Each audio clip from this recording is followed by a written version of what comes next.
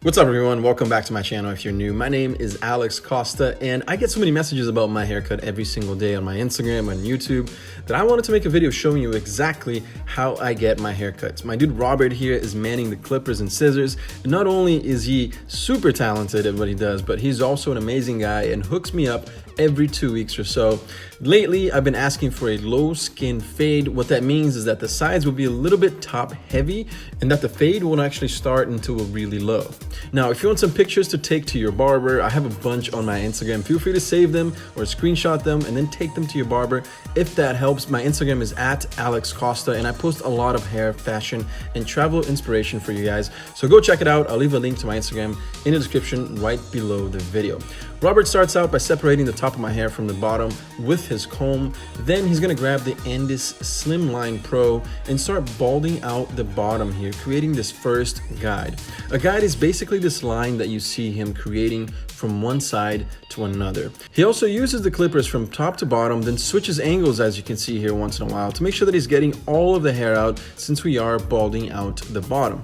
Now you guys can't see him here, but he checks the mirror every 5 seconds to make sure that his guide is perfectly balanced and even from one side to another. Once that's done, he grabs this Wall 5-star shaver and uses it all around. Notice how he flares it out when he gets close to the guide that he has created. That's to make sure that he doesn't touch it. You're not supposed to go over that line. Next up, Robert grabs the wall clippers and we'll have it open at just 1/4 of an inch.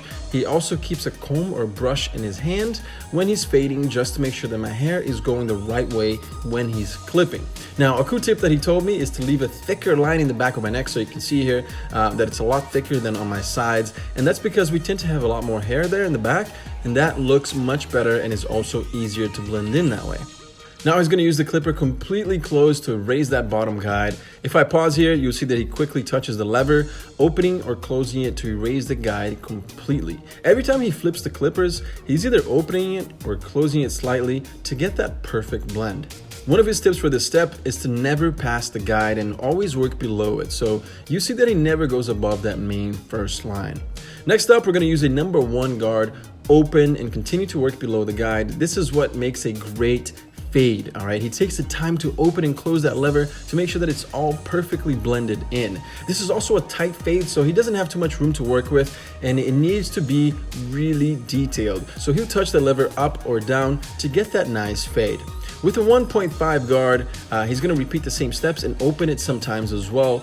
Anytime you open that lever, by the way, the 1.5 guard will become a 2 guard. So opening the lever makes you jump about a half guard.